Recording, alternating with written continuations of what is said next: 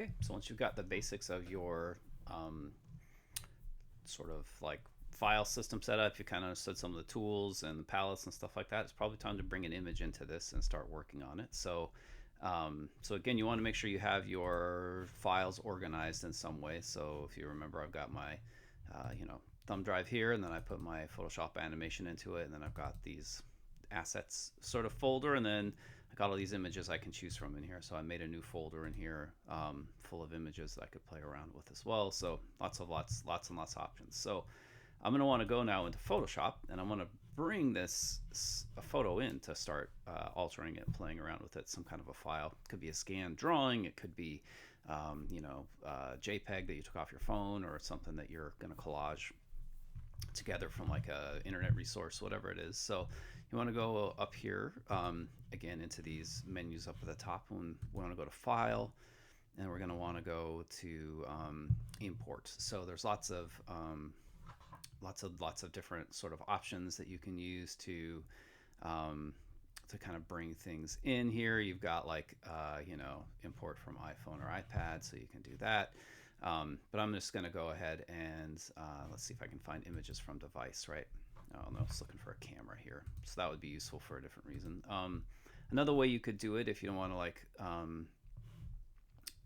is to look for these items here that are called place, like place embedded or place linked. So what this would mean, if I hit the place linked button, it's gonna go to wherever I tell it to in my folders, right? So in this case, I could go here to my jump drive, and then here to Photoshop, and then here, and then I could grab the cat picture, right? And I can bring it in. And what that's gonna do is it's gonna give me it's gonna place that cat photo in here, but it's gonna link it as a linked file, which means that it's not actually like attached to this Photoshop file. It's just a link back from the Photoshop file back to my folder.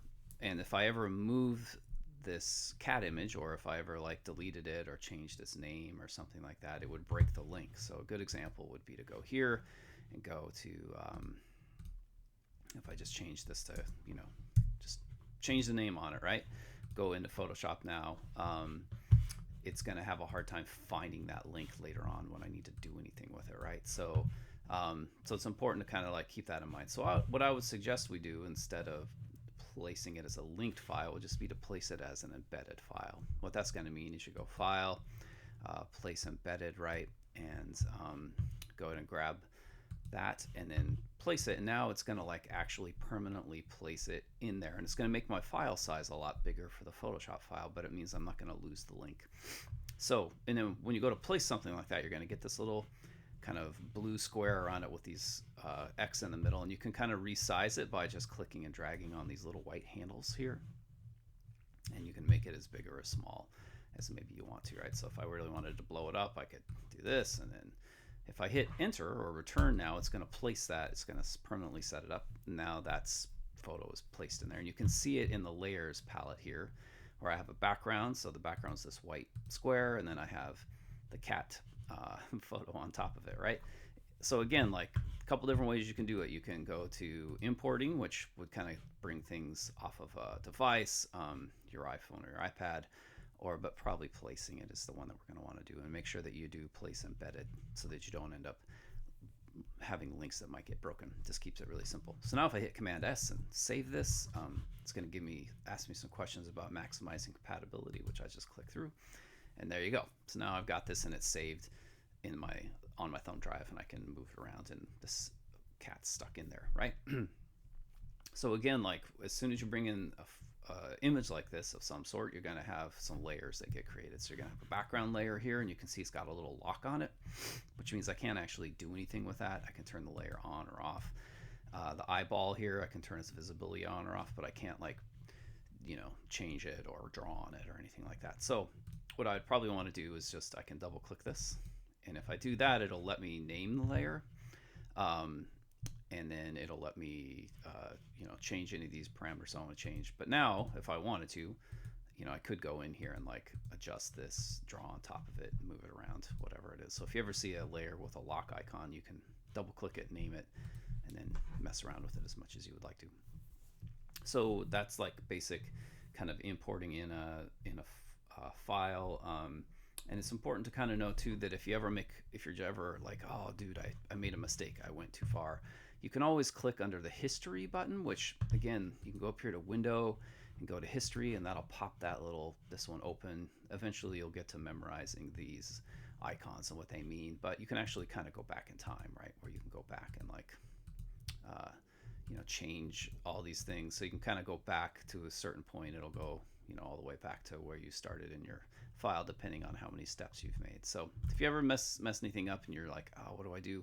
You can hit Command Z, which will undo things, or you can go into the history palette, and that'll like help you back out of things and go back to a place that you want to start from again. So it's a pretty handy little trick. So once you get your file in there, once you get that layer in there, there's all these options that you can use here to mess with this layer, right? So I could change my opacity. So if I wanted to crank it down, oh, I'm sorry, you have to make sure you have your item selected, right? So so in that case, I had layer 0 selected on accident. This happens a lot. You want to make sure you click and have it see the highlight, kind of make sure you have that one selected. Then we could change our opacity. If I wanted to make this 50% opacity, I could do that. There are all these other options that you can play around with as you go, like you'll learn about blending modes as you mess with things.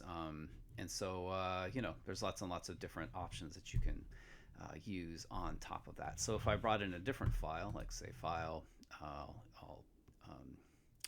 place another embedded image in here. Let's do this one maybe, and size that the way I want to size it, and click enter. So now these layers are stacked on top of each other, and let's say I wanted the cat lounging on top of that one, I could do that, and then I could adjust my opacity here, right? And I could start kind of seeing things flow through each other. So so you just kind of have to keep in mind you're stacking images together here on your like in your layers palette, and it's really important to pay attention to which thing you have selected. Like it's really easy to get confused about all of that kind of thing. So that's some basics of how to get things into Photoshop and then how to stack them in layers. Kind of start adjusting.